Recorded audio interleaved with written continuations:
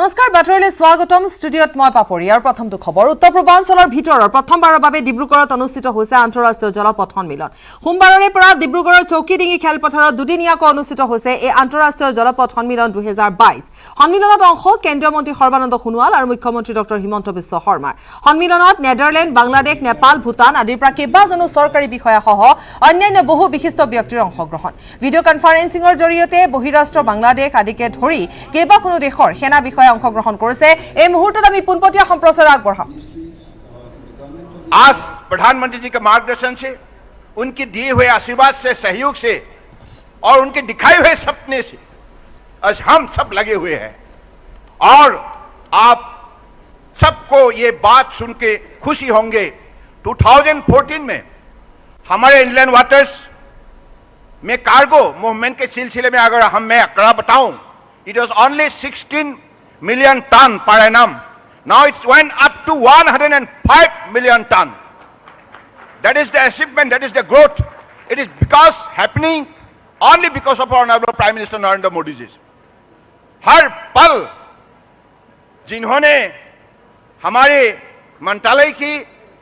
और अलग अलग इंफ्रास्ट्रक्चर मंत्रालय की उन्होंने विशेष रूप से सरसा की और सबको पीएम गति शक्ति की नीति के आधारित एक साथ मिलके देश की अर्थव्यवस्था को मजबूत बनाने में जिस हिसाब से जिस दिशा से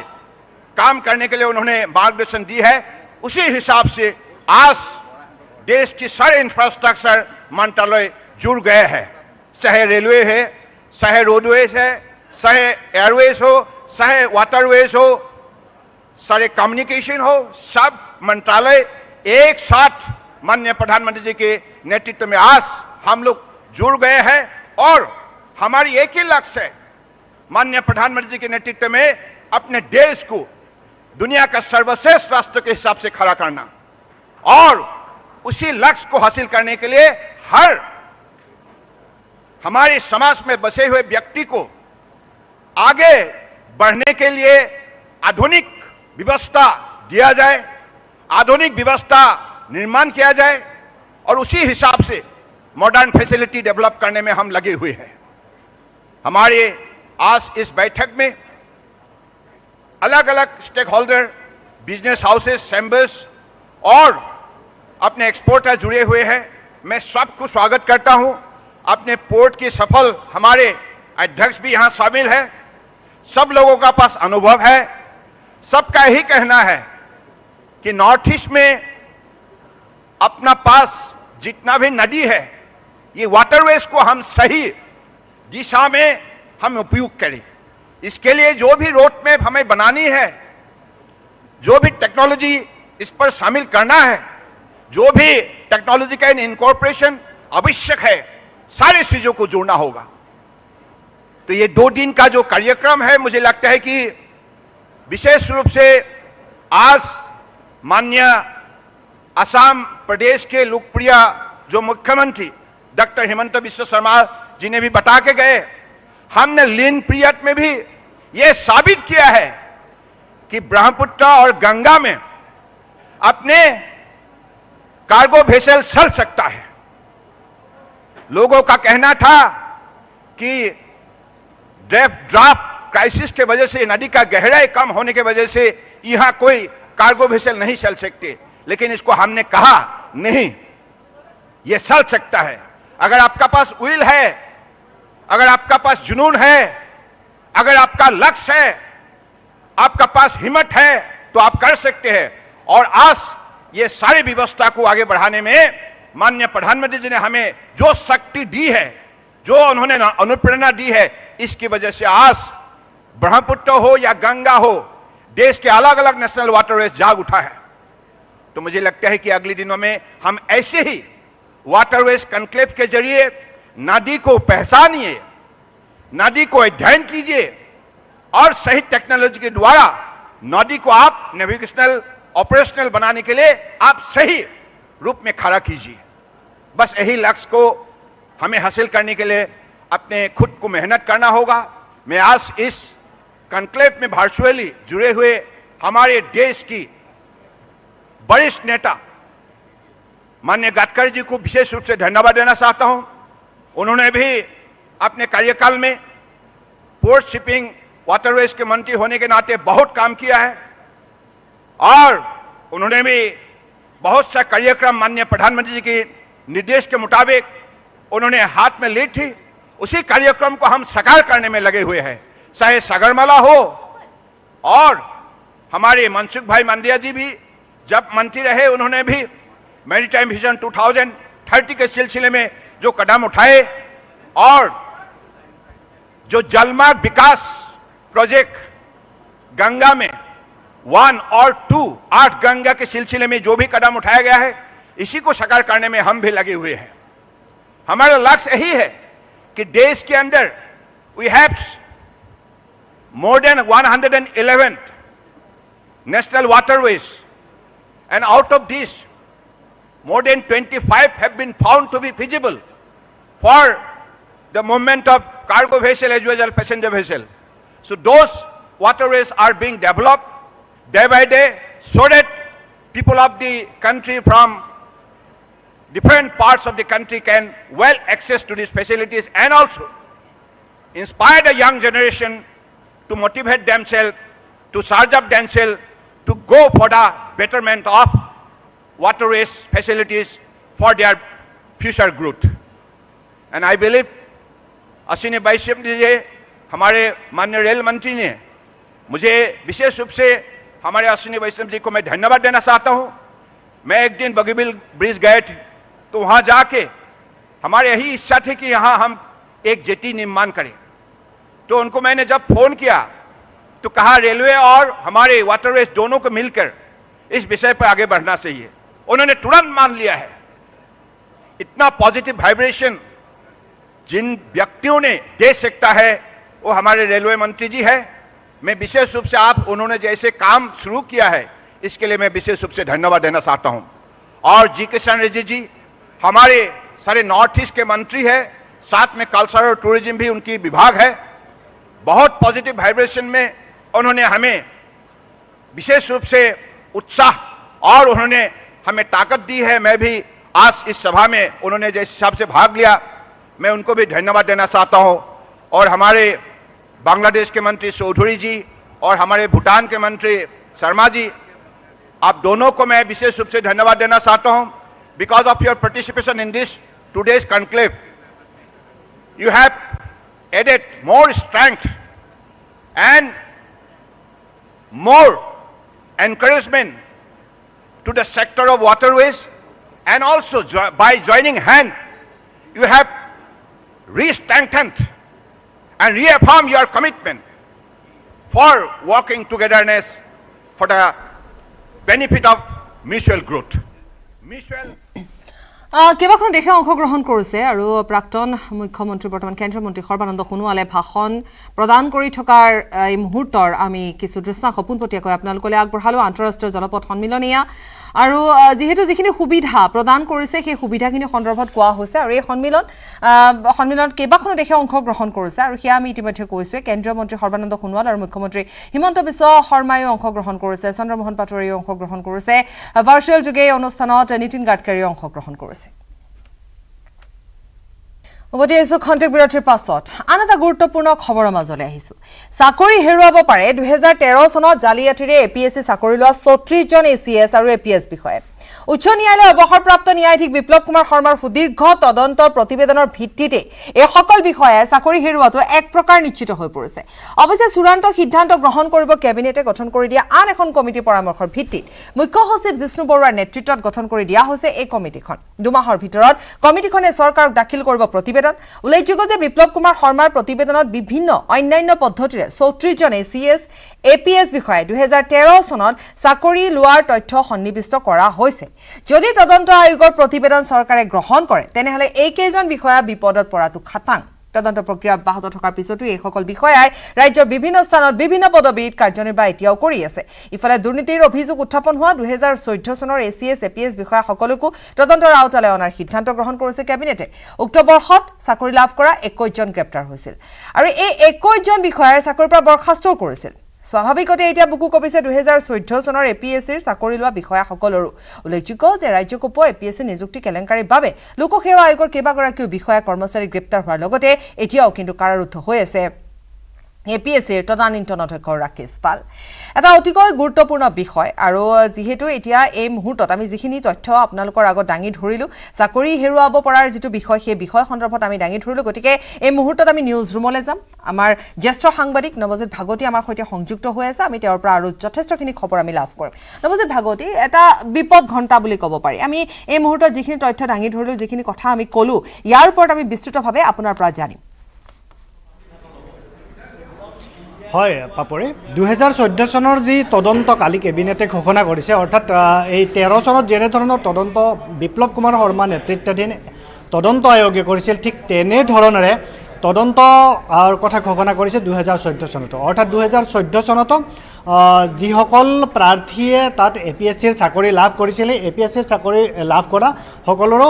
তদন্ত হ'ব অৰ্থাৎ 2014 চনতে 21 জন প্ৰাৰ্থী গ্ৰেপ্তাৰ হৈছিল অৰ্থাৎ 2014 চনত যিসকল প্ৰাৰ্থী অৰ্থাৎ পাল সেনা বুলি নতুনকৈ যিসকলক নামকৰণ কৰা হৈছে যে সেই পাল সেনাসকলৰ 21 জনক গ্ৰেপ্তাৰ কৰিছিল আৰু সেই 21 জনে ইতিমধ্যে চাকৰি হেৰুৱাইছে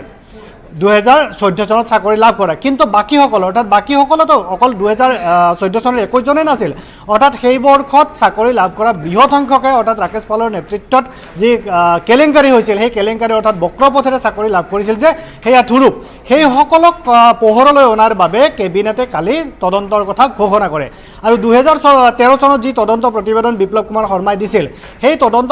প্ৰতিবেদনৰ জৰিয়তে 40 জন এনে ৰাজপত্ৰিত বিষয়া যি এছিএছ আৰু এপিএছ আৰু সংলগ্ন আন সেৱাত সংলগ্ন হৈ আছে তেনেকুৱা 40 জন বিষয়াৰ তথ্য পোহৰলৈ আহিছে যিসকলৰ একাংশই উকা বহি জমা দিছিল যিসকলৰ 6 জন প্ৰাৰ্থীয়ে উকা বহিত একো লিখাই নাছিল তাৰ পৰিৱৰ্তে তেওঁলোকৰ আমাৰ যিটো লুজ চিট পৰীক্ষাত যি লুজ চিট দিয়াৰ নিয়ম আছে সেই লুজ চিটতহে তেওঁলোকে পৰীক্ষাৰ উত্তৰ লিখিছে অৰ্থাৎ পৰীক্ষাত বহিত জমা দিছিল উকাকৈ একো লিখা নাছিল লুচিটসমূহত তেওঁলোকে লিখিছিল অৰ্থাৎ পিছত লিখি তাত গাঁঠি দিয়া হৈছিল সেই কথা তদন্ত প্ৰতিবেদনত জল পটকৈ স্পষ্ট ভাৱত উল্লেখ কৰা হৈছে তাৰ পিছতে হিমন্ত বিশ্ব শৰ্মা নেতৃত্বাধীন ৰাজ্য চৰকাৰে কালিৰ কেবিনেটত এই সিদ্ধান্ত গ্ৰহণ কৰে যে এই সকলৰ সন্দৰ্ভত কি ব্যৱস্থা গ্ৰহণ কৰা হ'ব সেই সন্দৰ্ভত এখন তদন্ত কমিটি গঠন কৰি দিছে মুখ্য সচিব জিষ্ণু বৰুৱাৰ নেতৃত্বত এই তদন্ত কমিটিয়ে তদন্ত কৰিবলৈ ৰাজ্য চৰকাৰক ক'ব যে যি 34 জন লোকৰ খেলিমেলি পাইছে সেই 34 জন লোকৰ বিৰুদ্ধে এনে ব্যৱস্থা গ্ৰহণ কৰিব লাগে সেই অনুসৰি সেই ব্যৱস্থা গ্ৰহণ কৰে যি পৰামৰ্শ দিব তাৰ আধাৰত ৰাজ্য চৰকাৰে ব্যৱস্থা গ্ৰহণ কৰিব নিশ্চিতভাৱে এই কথাত এই সন্দৰ্ভত এটা প্ৰশ্ন উঠিব পাৰে পাপৰি যে এইসকলক কেৱল তদন্ত কমিটিয়ে গঠন কৰি থাকিব নেকি যে এবাৰ তদন্ত কমিটি গঠন কৰিলে কমিটিয়ে পৰামৰ্শ দিলে তাৰপিছত এইবাৰ জিষ্ণু বৰুৱা নেতৃত্বাধীন কমিটিয়ে গঠন আকৌ পৰামৰ্শ দিব তাৰপিছত চৰকাৰে বিবেচনা কৰিব অৰ্থাৎ এই যে কমিটিসমূহ তেওঁলোকে গঠন কৰি দিছে ইয়াৰ অন্তৰালত এটা গুৰু অৰ্থাৎ ডাঙৰ কাৰণ আছে সেই কাৰণটো হ'ল কোৰ্ট আদালত অৰ্থাৎ যেতিয়াই চাকৰি যোৱা অৰ্থাৎ চাকৰিৰ বৰখাস্তৰ অৰ্ডাৰ ওলাব যেতিয়া নিলম্বনৰ অৰ্ডাৰ ল'ব তেতিয়াই ন্যায়ালয়ত এইসকল প্ৰাৰ্থীয়ে আবেদন জনাব যে তেওঁলোকৰ চাকৰিক নিলম্বন কৰিব নালাগে অথবা তেওঁলোকক চাকৰি বৰখাস্ত কৰিব নালাগে তেতিয়াই ৰাজ্য চৰকাৰে এই যে প্ৰতিবেদনসমূহ ল'ব এই প্ৰতিবেদনসমূহত ক'ব যে অমুকৰ নেতৃত্বত গঠিত তেওঁলোকে অমুক বিধি চাই তেওঁলোকে প্ৰতিবেদন দিছে গতিকে সেই প্ৰতিবেদনৰ আধাৰত আমি ব্যৱস্থা গ্ৰহণ কৰিছোঁ অৰ্থাৎ তেতিয়া ন্যায়ালয়েও ভাবিব যে চৰকাৰে হুমজিকেলি অৰ্থাৎ নিজাববীয়াকৈ বা জোৰপূৰ্বকভাৱে এনে ব্যৱস্থা গ্ৰহণ কৰা নাই বৰঞ্চ তেওঁলোকে ৰাজপত্ৰিত বিষয়া এওঁলোক জিষ্ণু বৰুৱা হওক বা তেওঁলোকৰ যিসকল ইয়াৰ কমিটিত আছে সেই সকলোৱে আইএছ বিষয়া আৰু আইপিএছ বিষয়া অৰ্থাৎ ভাস্কৰজ্যোতি মহন্ত আইপিএছ বিষয়া ডিজিপি তেখেতেও আৰক্ষীৰ ফালৰ পৰা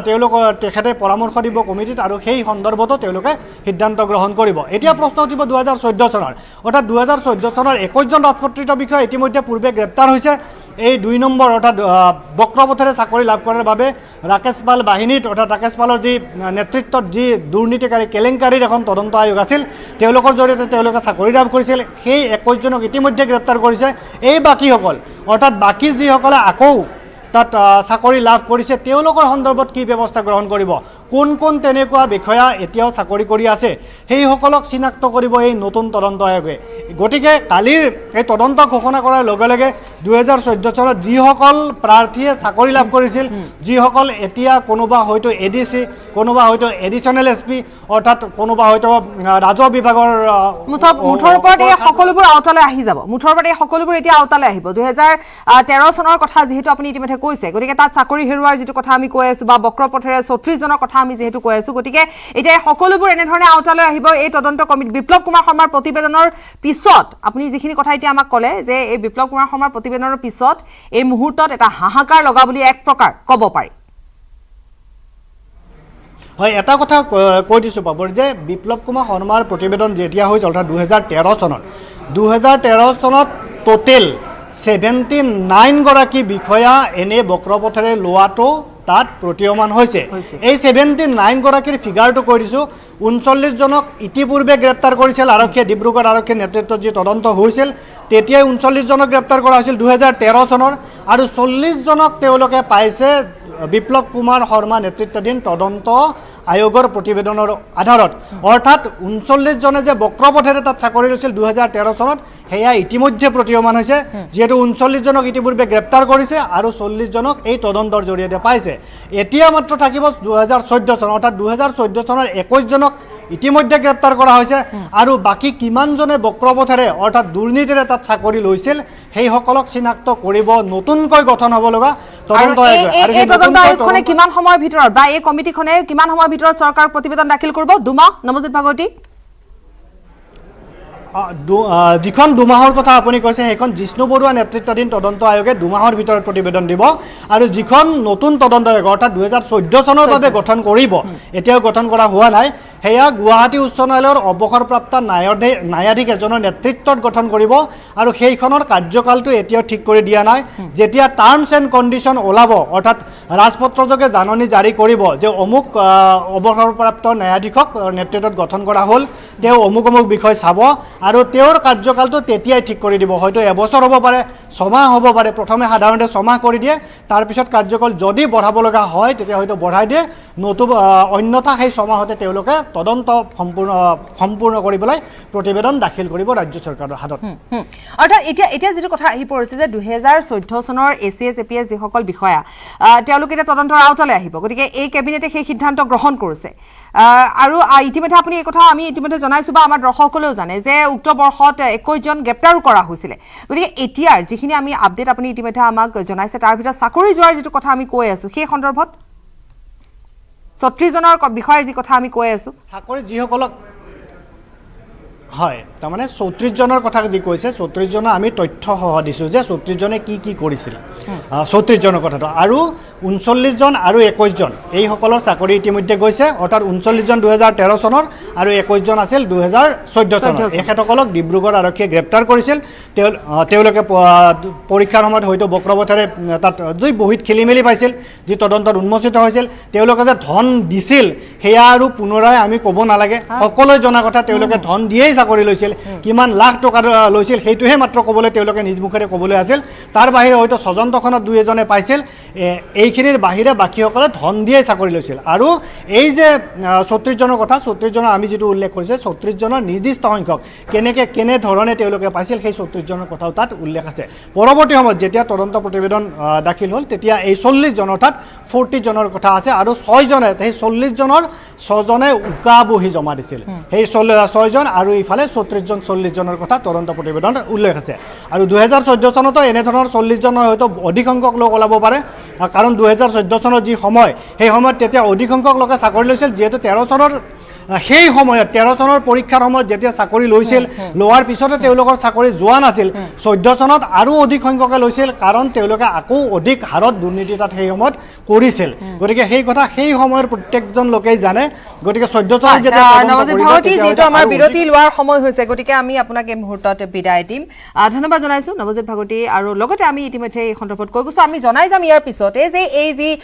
সোমবাৰে কেবিনেট সিদ্ধান্ত লোৱা হৈছে এপিএছচি কেলেংকাৰী সন্দৰ্ভত বিপ্লৱ কুমাৰ শৰ্মাৰ প্ৰতিবেদন তাত মন্ত্ৰী পীযুষ হাজৰিকাৰ এক মন্তব্য দিছে সেয়া আমি বিৰতিৰ পাছত শুনাম এইখিনিতে লৈছো চমু বাণিজ্যিক বিৰতি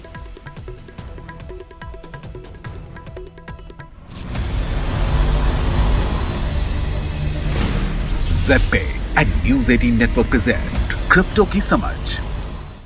নমস্কাৰ ক্ৰিপ্টো কি সমাজৰ আন এটি খণ্ডলৈ আপোনাক জনাইছোঁ স্বাগতম আজি আমি কথা পাতিম DeFi অৰ্থাৎ ডিসেন্ট্ৰেলাইজড ফাইনেন্সৰ বিষয়ে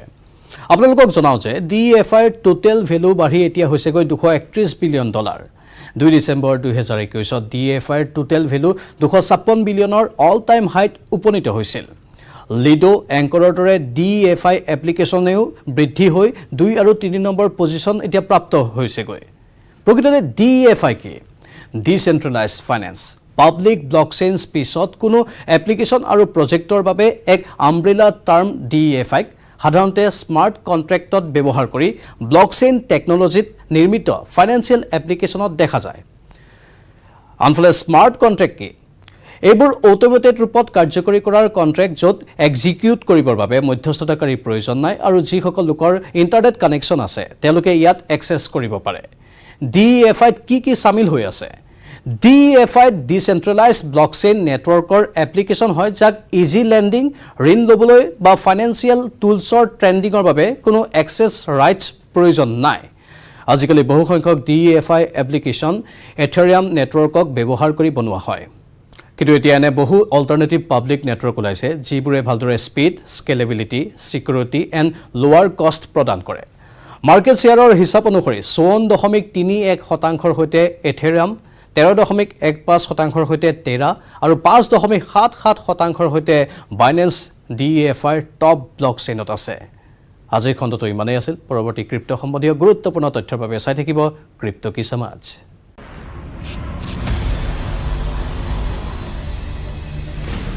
ZPay and News 18 Network present